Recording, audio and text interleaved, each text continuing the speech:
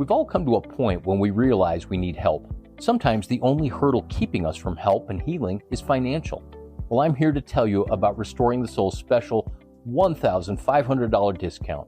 At Restoring the Soul, we understand that many of us struggle financially, especially in these hard times, and that counseling and mental health care can seem unaffordable. So in February and March of 2024, we're offering a special $1,500 discount to our 2-week intensive counseling program. At Restoring the Soul, we help couples heal their marriages, we help individuals restore their lives and get their hearts back. So book a 2-week intensive during February or March, and you'll receive $1,500 off the total cost of your intensive. You can finally heal from your trauma, overcome compulsive behaviors, or heal what's broken in your marriage or relationships so that you can live the life you're meant to live. Visit restoringthesoul.com. Welcome to Restoring the Soul. I'm Michael John Cusick, and it's another conversation with my longtime friend, Ian Morgan Cron. Ian, welcome. Thanks, Mike. Glad to be here. We have the joy of sitting down, and we're talking about a lot of different things that are close to our heart. Today, it's the question, how do people grow spiritually? And you have been very busy writing a new book, and I'd love for you to talk about it and to read this one section that addresses this question of spiritual growth. Yeah. Well, this is the first time I'm actually reading from it, and this is an unedited version of the book. This is how fresh it is. So this will all be different, I'm sure, but it's just a short segment. I hope short. Just describes a little bit about what might be called the existential nausea or dis-ease that that is just warp and woof of the human condition, right? So it begins like this. I begin with the assumption that you know you're broken. Why would you buy a book entitled The Fix if you weren't? Did you buy it for your partner? For your mentally maladjusted mother-in-law? No, you bought it for you. Because there are days in your life that scare you, when you feel crazier than a rat in a dumpster fire. You secretly worry that if the authorities knew just how daft you were, they would pluck you out of the general population and place you in a secure location to protect the innocent. Don't fret. You're not alone. I have so many disturbing voices in my head, my counselor has threatened to charge me for group therapy. Thankfully, most days you pass for harmless along with the general populace of reasonably functional garden variety neurotics who can make fun of their kooky peculiarities and laugh them away. Yet if we're honest, we'll admit we can't banish the gnawing feeling that something is rotten in the state of Denmark, as Marcellus warned in Shakespeare's Hamlet. We're uncomfortable in our own skin, in the world around us, troubled by a sensation of incompleteness, as if there really is a hole in our soul, as countless spiritual masters have taught. Then I go on and I describe a little bit about how sometimes, how do we cope with that feeling at the center of our persons. I said the Buddhists have a word that perfectly describes this human condition, dukkha. In Pali, this word translates to suffering, the source of which is an underlying feeling of unease, dissatisfaction, and inquietude. But I prefer how author and teacher Ethan Nichtern translates the word dukkha. It's the feeling of not at home. Not since Adam and Eve were banished from Eden and the prodigal son flipped off his father have any of us really felt at home in the world. We are fractions yearning to become whole numbers. We have unnameable desires and unattended sorrows we don't know what to do with.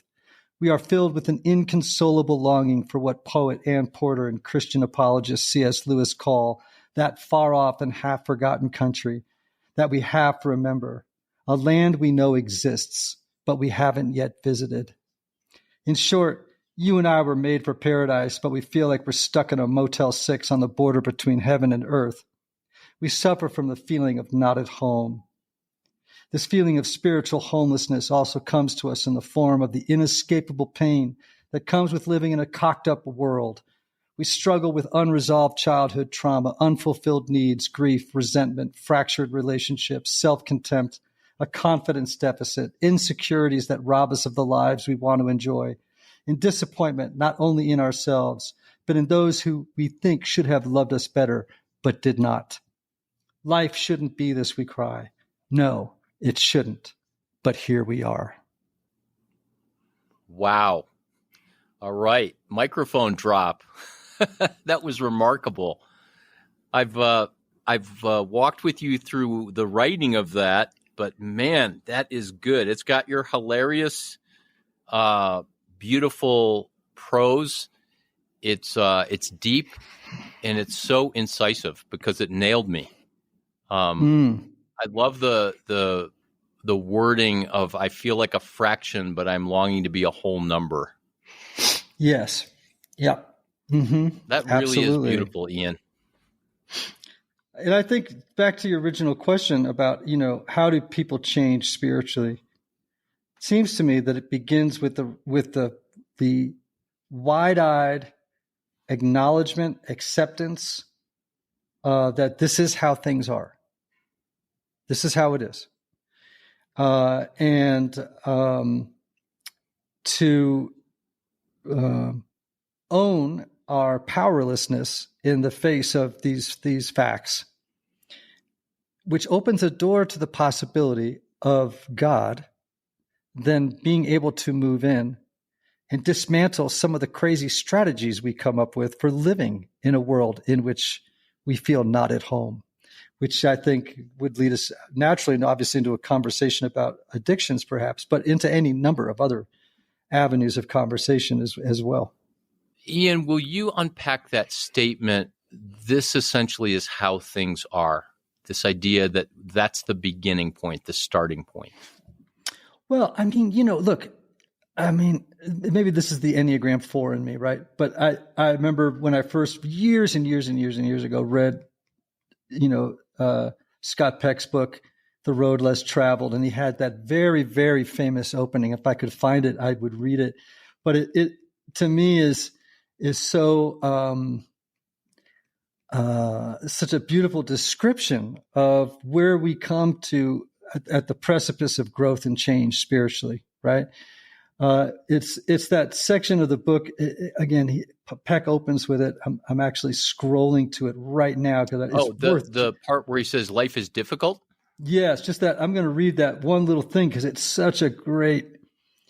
Sorry, this is turning into an Ian Cron book reading, but whatever. Hey, we'll take it. You asked me on. You take the hits. But he says something to the effect of, life is difficult, and the sooner you accept it, the easier life gets, because once you accept that it's difficult, right, then it's no longer difficult. Right. Right. I think we listen, life is really hard, and you can't do it by yourself. And by the way, if I know anything about human nature, the moment that you try to come up with your own treatment plans for living in a broken, riven world that bypass God, then you're in trouble, right? I mean, you are not on a good trajectory. And so for me, the beginning of change is powerlessness, surrender, accepting life on life's terms. It's hard, it's difficult, it's beautiful, it's terrible, it's all the above, and I'm not in control. And that's the beginning of real change. Yeah, we've discussed this so many times. I appreciate that, by the way. You're not giving me a technique or our listeners a technique, but we've discussed so many times the serenity prayer. God grant me the serenity to accept the things I cannot change, the courage to change the things I can, and the wisdom to know the difference. And then the second half that most people don't know of from Reinhold Niebuhr, where he says, living one day at a time, enjoying one moment at a time. And then the next line, accepting hardship as the path to peace, taking this sinful world as he did, not as I would have it, but as it is. And that's so hard to pray sometimes, but it's also so liberating, because then I don't have to control things, and the pressure is not on my shoulders, and I get to exhale, and I don't have to try to manipulate the world for everything to be great all the time. Well, I mean, Michael, here's the thing. Again, the spiritual life is freighted with paradox. And, that's how I know God's somewhere in the room, when there's a lot of paradox that I'm in the face of paradox. And, powerlessness is a superpower. That's a paradox. So when you are able to say, I am powerless, I give up, I surrender, I'm out of ammo, as a friend of ours once said, I am out of control of this situation. I am not nearly in as control of my life as I would like to think, or as, I'm out. And in that moment of surrender, which feels humiliating, then God in his mercy kind of has this opening, and this, through that opening, that grace moves, and you feel this dilation and this in the chest, and this opening up, and this suddenly, okay, now we have something we can work with. Yeah. It's as if, okay, now we can get somewhere, spiritually speaking, and but until we put down our tools, our crazy tools for managing life in a world where none of us feel at home, we're in peril. Yeah, and there again is why it feels like the addictions that we've had, though I would not go back and do them again, I wouldn't trade what I've gotten as a result of the healing and the restoration and the recovery. Because I don't think I could get these things without failure and coming to a place of unmanageability and blowing my life up in so many different ways. Yeah. So this is so important on the spiritual journey, right? We tend to fixate on the problem. So we think, okay, well, drinking's the problem, or overeating's the problem, or sex is my compulsive need for porn or whatever. That's the problem. It's not the problem. That's the symptom of the problem. Those were merely self-prescribed treatment plans for trying to make living life in a world that is messed up, like doable, like we're just, and so what happens on the journey too is realizing, that wasn't the problem. I mean, I remember when I first got to AA, it was like, okay, these people are going to tell me how not to drink, right? That was not what happened. Like, what happened was, that's just the symptom, buddy. What we're going to be talking about here has to do with what's underneath it, which I think is what I talked about early on in that reading, right? Which is dukkha. It's that feeling. And by the way, that's a very Christian idea too. That's not a like a Buddhist idea. That's just a human idea, that we have this fundamental sense of dis-ease. It is a product of what happened in the garden. And we this feeling of disconnection and alienation from God, from self and others. And it is when that metastasizes and takes grip on a person's life in the form of, and it could be people pleasing. It doesn't have to be alcoholism or drug addiction or overeating. It could be people pleasing. It could be workaholism. It could be, spending, gambling. I have a list of things that people do to feel better while living in this crazy world that end up making things feel worse ultimately. Right. And in the spiritual journey is when you put all that stuff down and go, I'm done. I'm just done. I give up. I surrender. And that's why those are the first 3 steps of our 12-step programs, and which to me is a blueprint for the spiritual life that has no parallel that I know of, in terms of a proven program for living that has saved millions and millions of lives. Anyone can use them too. Right. And that's the hope with your book, is that the message goes to help people that are in recovery programs, but also so much broader than that, because it is such a robust spirituality that's really a spirituality that resonates with the heart of Christ and his teaching. Yeah, I mean, it's just the gospel in compression. That's what it is. It's just the gospel spelled out in brief. Yeah. You mentioned putting things down, and we are so prone as human beings. I'm so prone to put things down and then pick them back up. Oh, yeah. Would you say it's the case that even for somebody that goes to recovery or some kind of treatment for addiction, that even if they get sober and recover and begin to get real freedom, that it's just a matter of time until there's something else in life that we surrender, and not necessarily a classic addiction like food, sex, alcohol, drugs, etc., but learning to put down resentment, learning to put down irritability, judgment. That's one of the things that I have to admit every day that I'm powerless over, is just the automatic reflexive way that I can judge people so harshly with a smile on my face that you would never know it.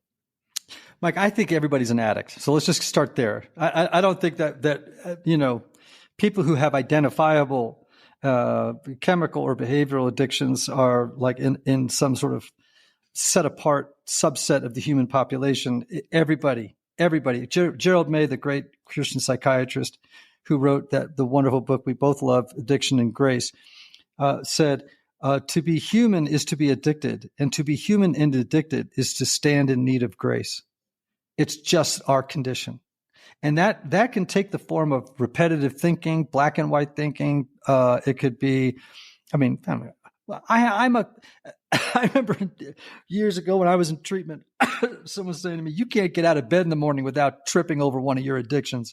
And it's true, right? I mean, I have other addictions and that over the years I've had to one by one lay down, and some I've picked back up and put down again. It's just part of the journey, man. It's just part of the journey. Yeah. And it's part of the journey, and it's our human nature, which is not said to excuse it, but to give an accurate context that that's what we do. And to think otherwise is really either to be in a delusion or to pretend that it's going to be otherwise. Yeah, absolutely right. I think now at this point in my life, I expect to fail a lot. When I was younger, I didn't expect to fail as much as I do. And I carried all the bravado and the cockiness that comes with that kind of mindset, and it in its worst form, wrapped in Christian religion, which is that feeling of like, you know what, man, of course I failed, and that's okay because I can see it, I can make amends, I have tools for dealing with it dealing with things when I fail. And it's perfectly fine. I don't get down on myself. I just go like, well, I remember Anne Lamott, she used to say that she had a prayer. Let me see if I can get this right. She'd get up in the morning and she'd say, something like, oh yeah, she'd get up in the morning and she'd look at her calendar and she'd say, whatever. And then she'd go to bed at night and her closing prayer was, oh, well. And I don't mean that to sound like I'm resigned, or it's you have to have a sense of humor. I mean, the word humor derives from the same word we get humility from. And You have to be able to laugh and be able to go, yeah, oh boy, there's 4 things I would do differently tomorrow. But I have the tools now, and maybe also just the blessing of perspective. Yeah, it doesn't feel like resignation or giving up or cavalierness to say whatever and oh well. It feels like a choice to live light, to live free, and to accept things as they are. Yeah, and I think we were in our previous conversation, I mentioned this feeling sometimes of a low drone. I can hear a drone of contentment at the base of my life. It just seems to be running. And by the way, I think that drone is God. I think it's the song of God in my heart. It's just a low, quiet drone. I don't notice it unless I really focus on it,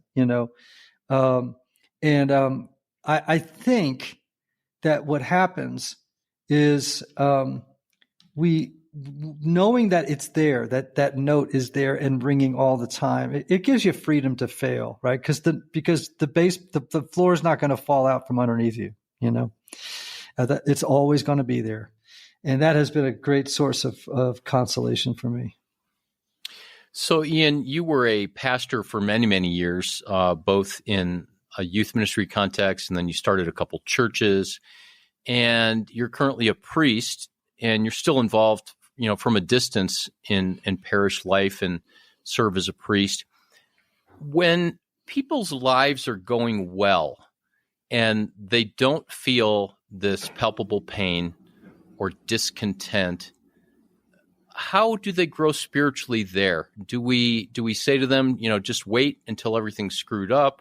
Is there a prophetic role of helping people to see that things are not actually as good as they are? Like in America, people can seem to be together for a very long time. How do we help people go below the surface? Well, I think you just asked some really good questions, right? Like, first of all, it's true. We live in a world that is just a bubbling distraction machine that can distract you from that low grade feeling of not at homeness, that feeling of of dukkha, that feeling of sort of angst.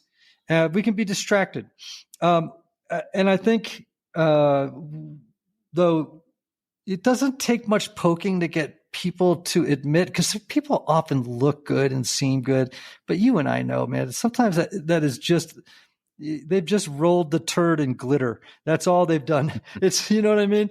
And if once you get them to look past the glitter, people, more often than not, people will admit, I got some stuff, Now, some people can go a long time. They can have pretty charmed lives and live a long time before they hit something that makes them aware of their own need for God and for change.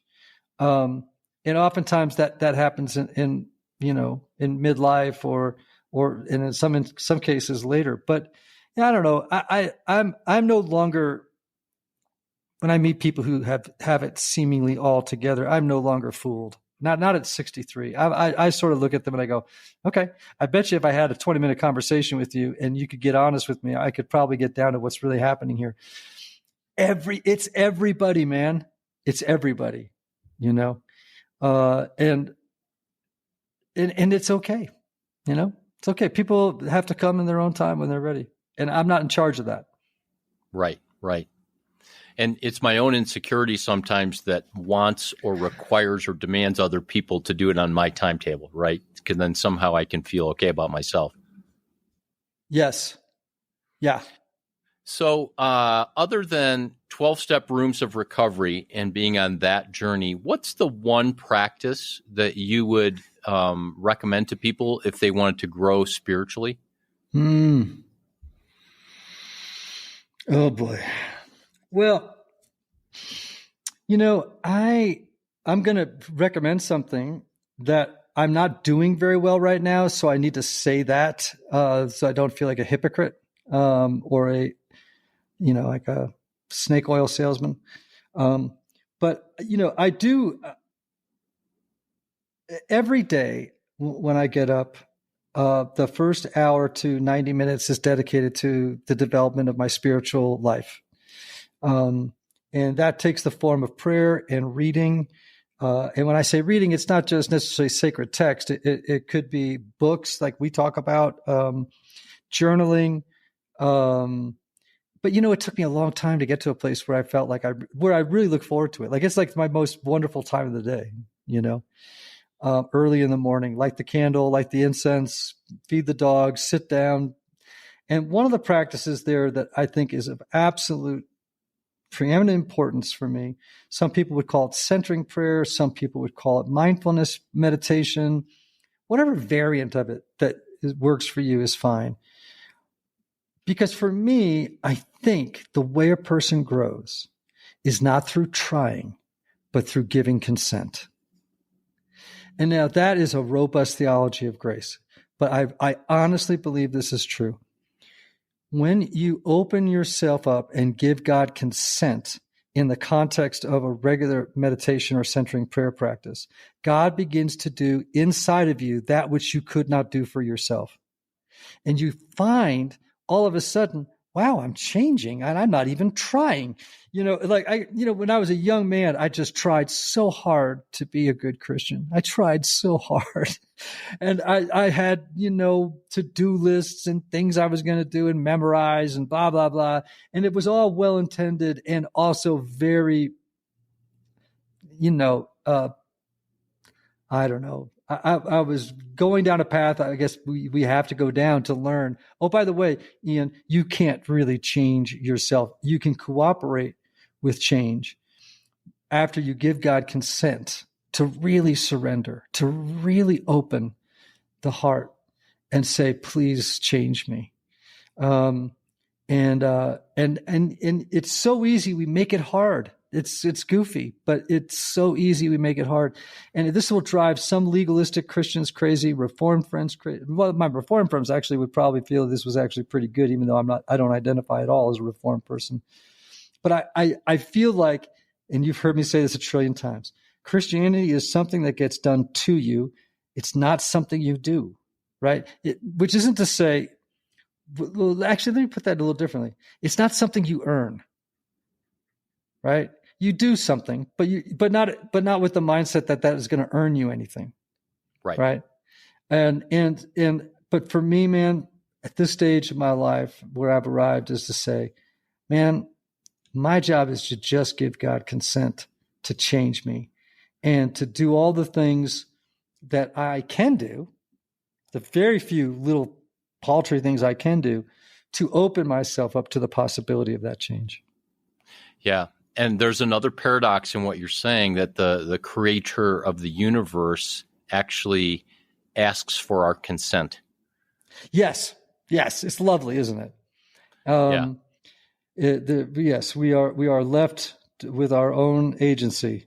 And now life circumstances can make consent a lot easier, right? When you hit the bottom, then the idea, and there's nowhere else to go, then the option of consent looks really attractive, though, or maybe not, but it's the only way, right? If you're going to survive.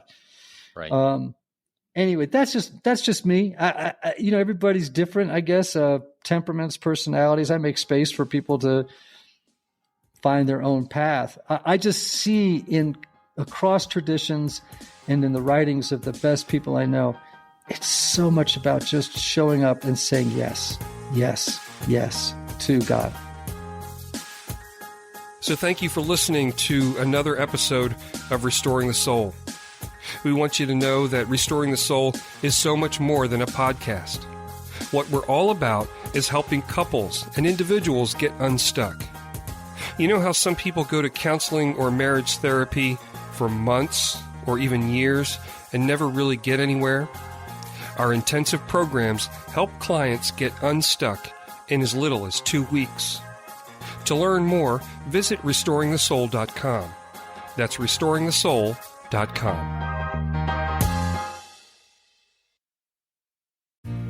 You already know we live in a pornified world, but most of us are at a loss for how to navigate this sea of temptation. It's either ceaseless striving on the one hand or giving in to brokenness on the other. But doesn't the gospel offer us another way? The truth is that our sexual struggles are not actually about sex, but about a misdirected, God-given longing for deep connection.